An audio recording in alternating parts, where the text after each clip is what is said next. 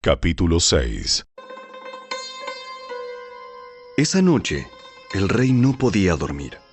Entonces ordenó a un asistente que le trajera el libro de la historia de su reino para que se lo leyeran. En los registros, descubrió el relato de cuando Mardoqueo informó del complot que Bigtana y Teres, dos de los eunucos que cuidaban la puerta de las habitaciones privadas del rey, habían tramado para asesinar al rey Jerjes.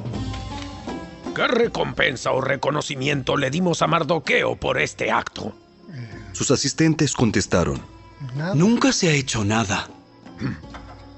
¿Quién está en el patio exterior? Resulta que Amán acababa de llegar al patio exterior del palacio para pedirle al rey que atravesara a Mardoqueo en el poste que había preparado. Entonces, los asistentes contestaron al rey: Es Amán el que está en el patio. Háganlo pasar. Entonces, Amán entró y el rey dijo: ¿Qué debo hacer para honrar a un hombre que verdaderamente me agrada? Amán pensó para sí: ¿A quién querría honrar el rey más que a mí?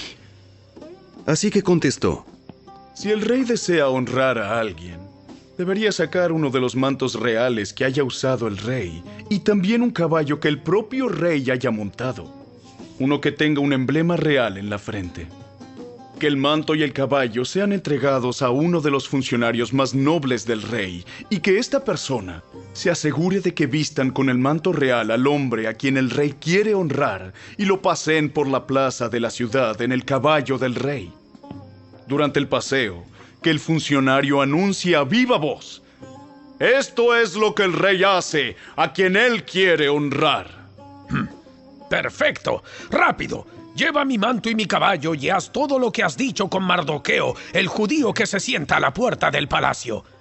No pierdas ni un detalle de lo que has sugerido. Entonces Amán tomó el manto y se lo puso a Mardoqueo. Lo hizo montar el caballo del rey y lo paseó por la plaza de la ciudad, gritando: Esto es lo que el rey hace a quien él quiere honrar.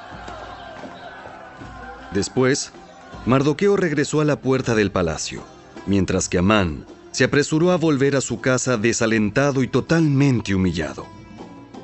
Cuando Amán le contó a su esposa, Ceres, y a todos sus amigos lo que había sucedido, sus sabios consejeros y su esposa dijeron: Ya que Mardoqueo, este hombre que te ha humillado, es de origen judío, jamás tendrás éxito con tus planes contra él.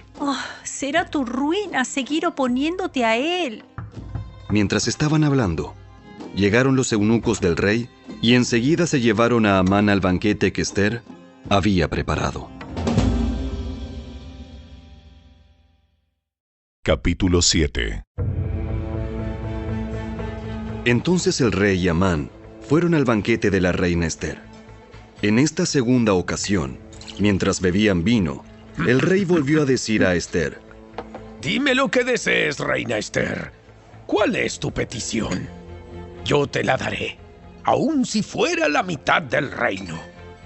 La reina Ester contestó: Si he logrado el favor del rey, y si al rey le agrada conceder mi petición, pido que mi vida y la vida de mi pueblo sean libradas de la muerte. Pues mi pueblo y yo hemos sido vendidos para ser muertos, masacrados y aniquilados.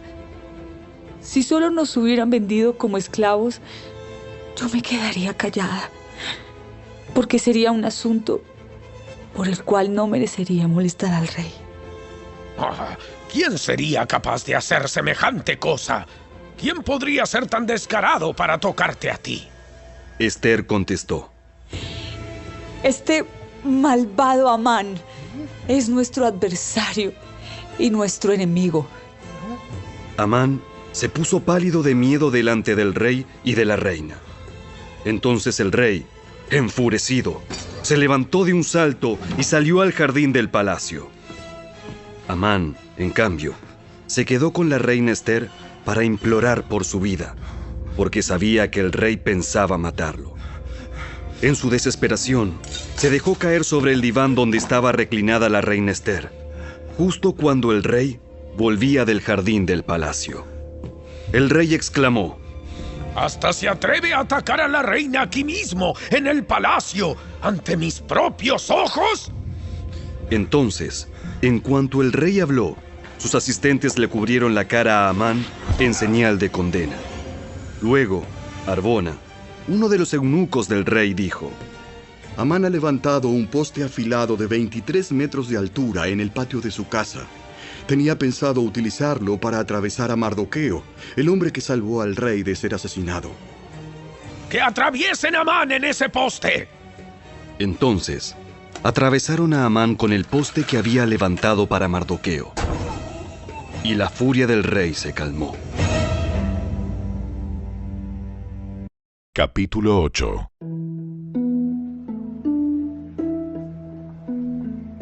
Ese mismo día, el rey Jerjes entregó a la reina Ester las propiedades de Amán, el enemigo de los judíos. Luego, llevaron a Mardoqueo ante el rey, porque Ester le había contado al rey el parentesco que había entre ellos. El rey se quitó el anillo con su sello oficial, el cual había recuperado de Amán, y se lo dio a Mardoqueo.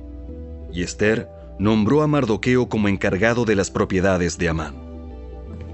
Luego Ester volvió a presentarse ante el rey, cayó a sus pies y le suplicó con lágrimas que detuviera el plan siniestro que Amán, el agageo, había conspirado contra los judíos. Nuevamente el rey extendió su cetro de oro hacia Ester, de modo que ella se levantó y permaneció de pie delante de él. Ester dijo: Si al rey le place y yo he logrado su favor, y si al rey le parece correcto y yo le resulto agradable, que se emita un decreto que anule las órdenes de Amán, hijo de Amedata, el agageo, quien ordenó la destrucción de los judíos en todas las provincias del rey. Pues, ¿cómo podría soportar ver a mi pueblo y a mi familia ser masacrados y destruidos? Entonces el rey Jerjes dijo a la reina Ester y a Mardoqueo, el judío: Le he dado a Ester las propiedades de Amán, a quien atravesaron en un poste porque trató de destruir a los judíos. Ahora envíen un mensaje a los judíos en nombre del rey, que exprese lo que ustedes quieran, y séllenlo con el anillo del rey. Sin embargo, recuerden que todo lo que ya se ha escrito en nombre del rey, y lo que se ha sellado con su anillo, jamás puede ser revocado. Así que, el 25 de junio, reunieron a los secretarios del rey, y se escribió un decreto tal como Mardoqueo lo dictó.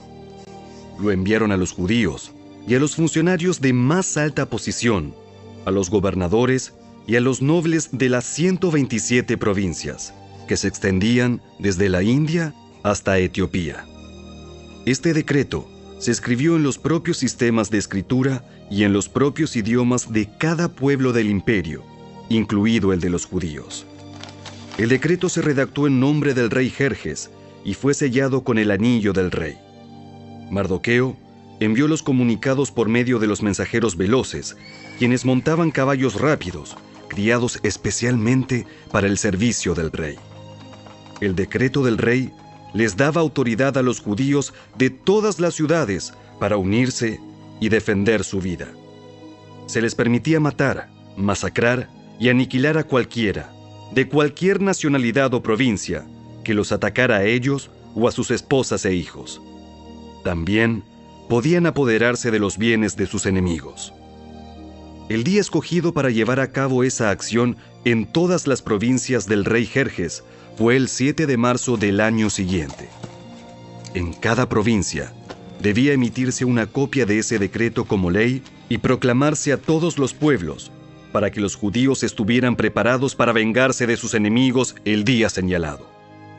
Así que, impulsados por el mandato del rey, los mensajeros salieron a toda prisa sobre caballos rápidos, criados para el servicio del rey. Este mismo decreto también se proclamó en la fortaleza de Susa. Luego, Mardoqueo salió de la presencia del rey vestido con el manto real azul y blanco, con una gran corona de oro y con una capa de púrpura y lino de la más alta calidad. La gente de Susa también celebró el nuevo decreto, y los judíos se llenaron de gozo y alegría y recibieron honra en todas partes. En cada provincia y ciudad, en cada lugar donde llegaba el decreto del rey, los judíos se alegraban mucho, festejaban a lo grande y declararon el día feriado y de celebración. También muchas personas del territorio se hicieron judíos por temor a lo que pudieran hacerles los judíos.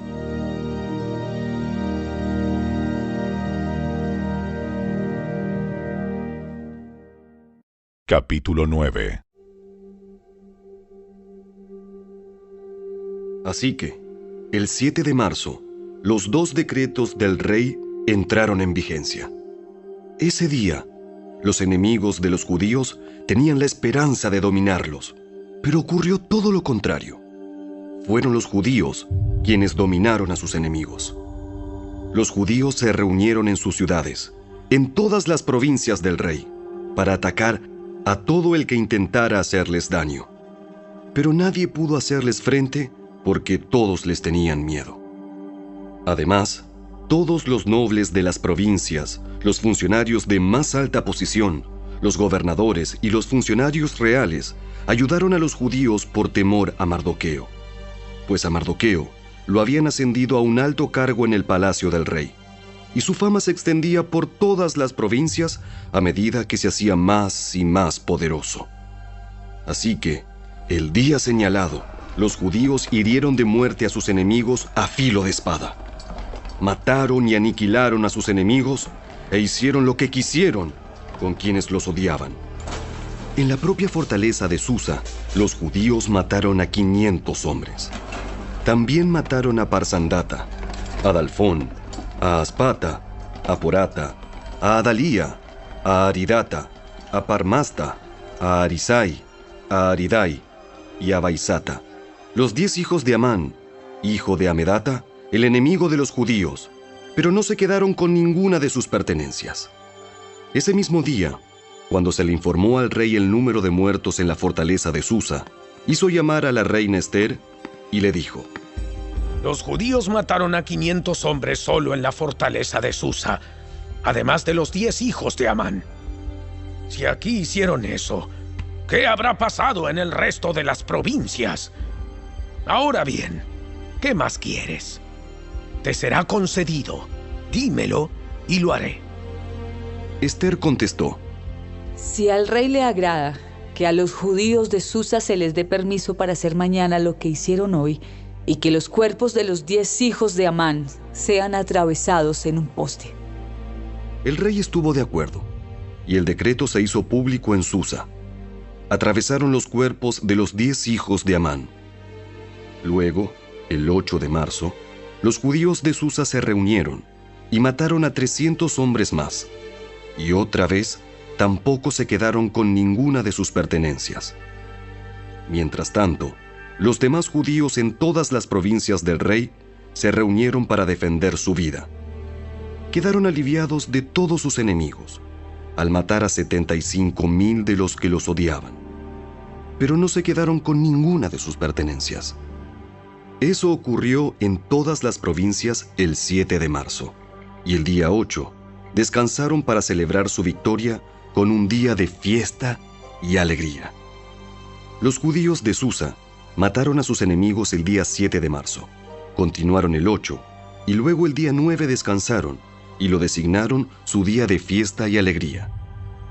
De manera que, hasta el día de hoy, los judíos del campo que viven en aldeas remotas celebran un día feriado anualmente en el día señalado a fines del invierno, en el cual se alegran y se mandan regalos de comida unos a otros.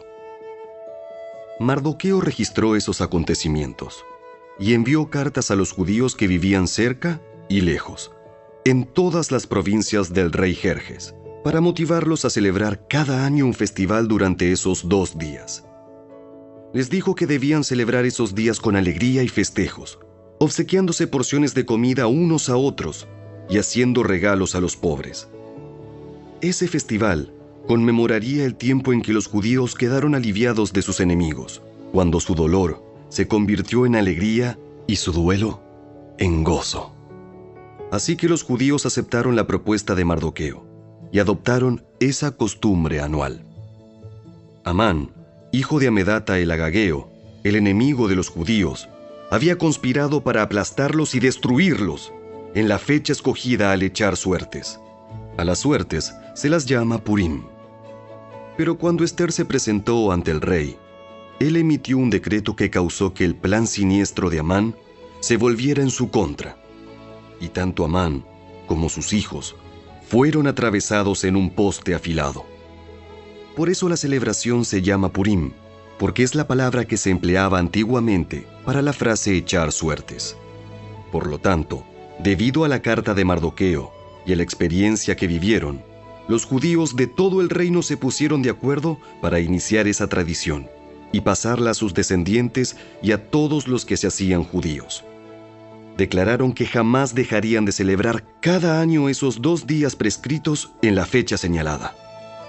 Esos días se recordarían y se mantendrían de generación en generación, y serían celebrados por cada familia en todas las provincias y ciudades del imperio.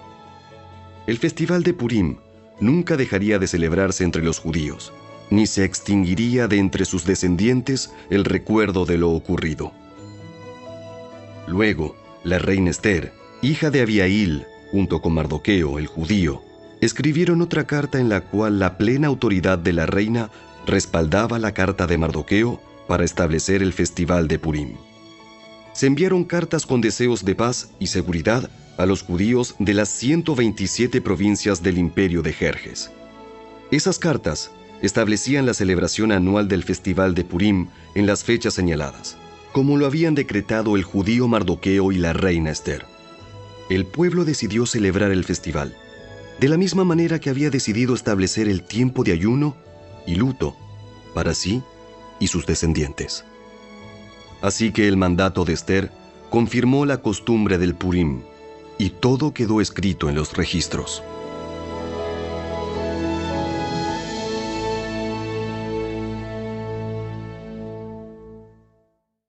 Capítulo 10. El rey Jerjes impuso un tributo en todo su imperio, incluso hasta las costas lejanas. Sus grandes logros y el relato completo de la grandeza de Mardoqueo, a quien el rey había ascendido, están registrados en el libro de la historia de los reyes de Media y Persia. Mardoqueo, el judío, llegó a ser primer ministro, segundo en mando después del propio rey Jerjes. Fue un hombre muy importante entre los judíos, de gran estima ante ellos, porque siguió actuando a favor de su pueblo y defendiendo el bienestar de todos sus descendientes.